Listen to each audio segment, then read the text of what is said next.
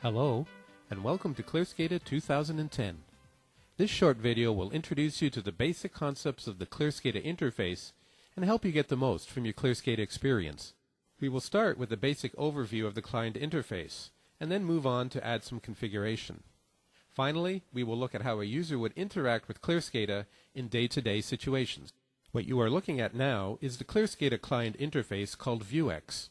The Vuex application is made up of a number of key components: menus and toolbars for setting options, manipulating displays, printing, and all the other things you expect to see on Windows application toolbars. Down at the bottom, we have the alarm banner. This is where operators of the system are notified of alarm conditions that require their attention. On the left-hand side are Explorer bars, and these allow the user to interact with the system database. We will look at these in more detail shortly. Finally, this area is a display area. This is where a user sees display pages which we call mimics, trends, list of events or histories, forms for configuration, and many other items. The database bar you can see here is a hierarchy view of the ClearSCADA database. It's structured much like what you would see in Windows Explorer, that is, folders or groups containing objects. These objects define how ClearSCADA operates. A Modbus point, for example, tells a Modbus driver in ClearSCADA to retrieve a specific piece of data from a PLC, and the point then provides a mechanism to display that data, either through a mimic display, trend, list, or some other form. A database will be made up of many such objects, sometimes very small, in the order of 250 objects or less, or for very large systems, the database may have something like 500,000 objects. But whether you have a very large or very small system, the principles are the same. You can see I can browse a database structure simply by clicking on the small plus sign to expand database groups and on the minus sign to close those groups again. It's important that you become familiar with the database bar, as this is the interface used for modifying the content and structure of the ClearSCADA database. So let's go ahead with a small example. Let's begin by logging into Vuex. This will ensure I have the appropriate permissions required to make configuration changes to the database. To do this, I select Log On from the File menu. I enter the username eng with a capital E and leave the password blank. You will notice that my login has succeeded and the username I am logged in with is shown here in the status bar. If your alarm banner disappears, you might like to bring it back by selecting to display it from the View menu. Much like we would in Windows Explorer, let's create a group in the database for our configuration. Right-click on the database bar in the location where you want to add the object, in this case the root of the database. Select New, and then Group, and then choose the group to actually create the object. The new group is created in the database, so let's give it a name and call it My Test Group.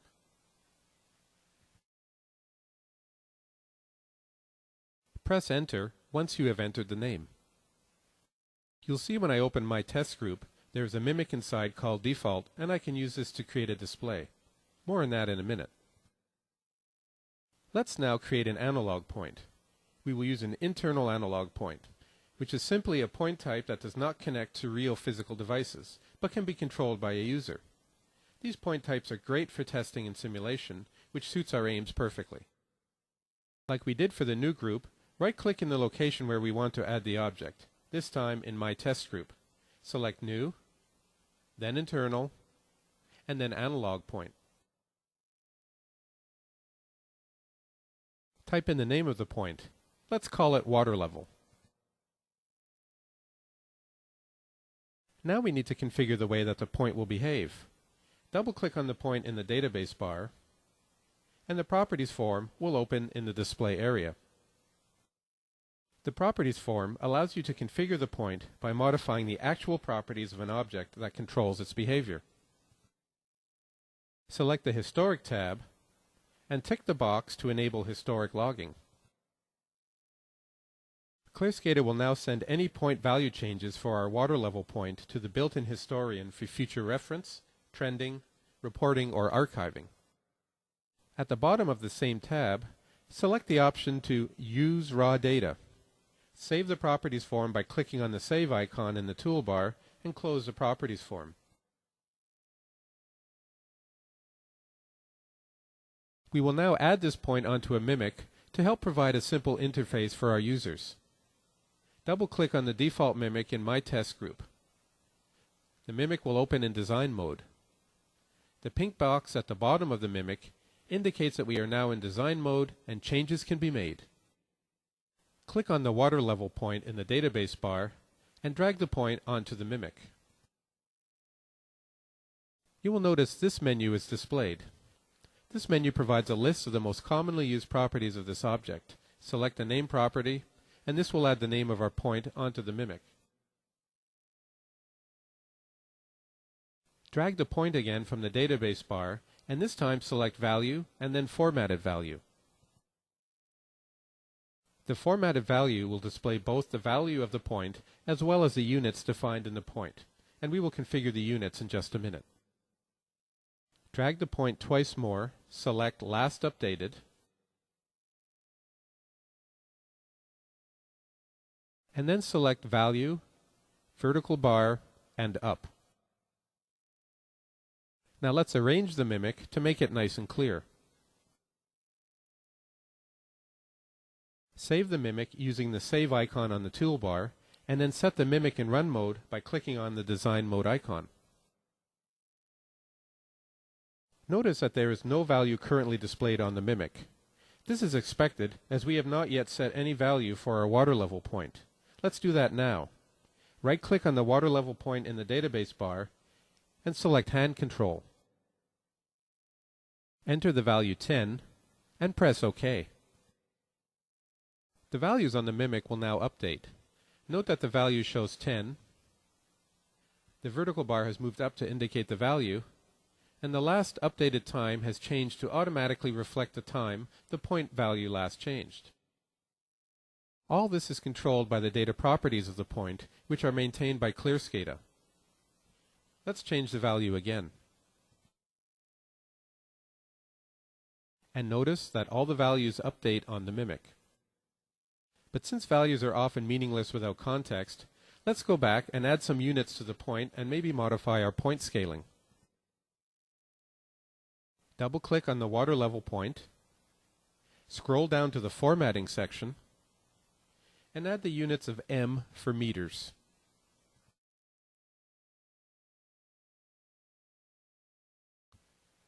Scroll back up to the top and change the full scale limit from 100 down to 50.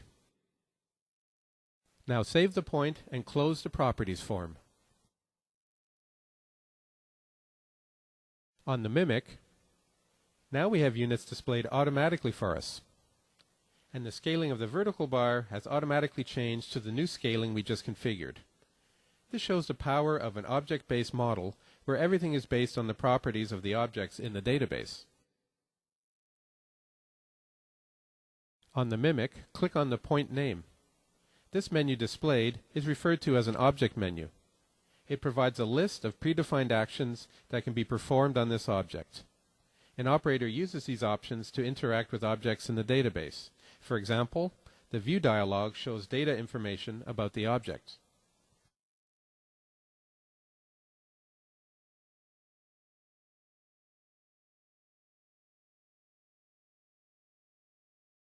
Display Events allows a user to show an event list for all events on this point.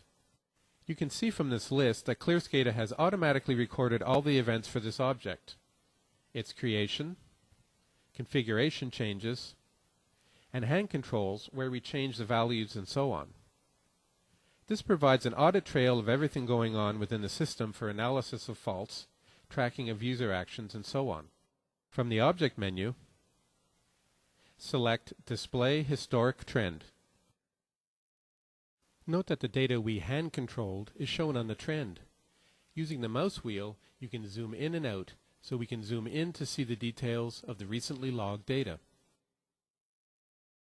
Note that if you hover over one of the markers, ClearSCADA provides the details of that value recorded in the historian. And finally, let's have a brief look at the operation of alarms. As a first step, let's have a look at our point configuration by opening the properties of the water level point. You can see that only the out-of-range limits, that is greater than full scale or less than zero scale, are configured for an alarm.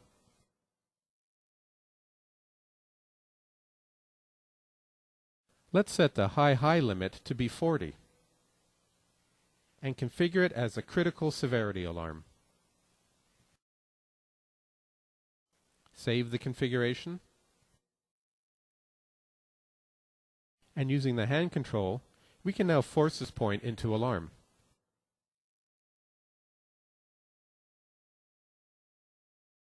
An alarm now appears in the alarm banner. It shows as flashing red because it's unacknowledged and uncleared. That means it's still active and it has not been acknowledged by an operator. Notice also that the text for this point on the mimic uses the same color effects. This allows an operator to know the state of the point no matter where they look at it in the system. Right-click on the point in the alarm banner and select the Acknowledge option. Note that the point changes to a mustard color. This color means it is acknowledged and uncleared, meaning that an operator has dealt with the alarm, but the alarm condition is still active. If it had cleared before acknowledgement, it would have appeared as flashing green.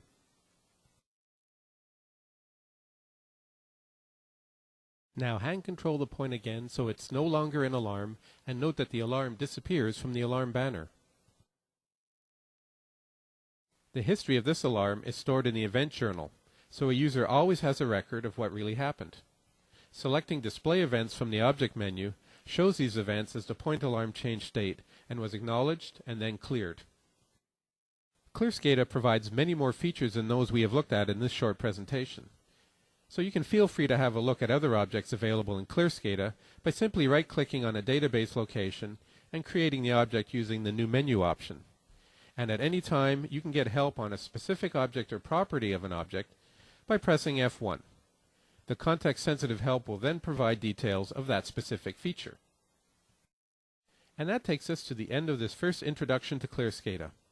Further information can be found in the online help, and specifically the introductory tutorial, the Control Microsystems Resource Center, or the ClearSCADA section of the SCADA forum. Please see our website for details. Or by calling our friendly tech support team. We hope you have gotten a glimpse of the power of ClearSCADA and trust that this is the start of your own worthwhile ClearSCADA experience. Thank you.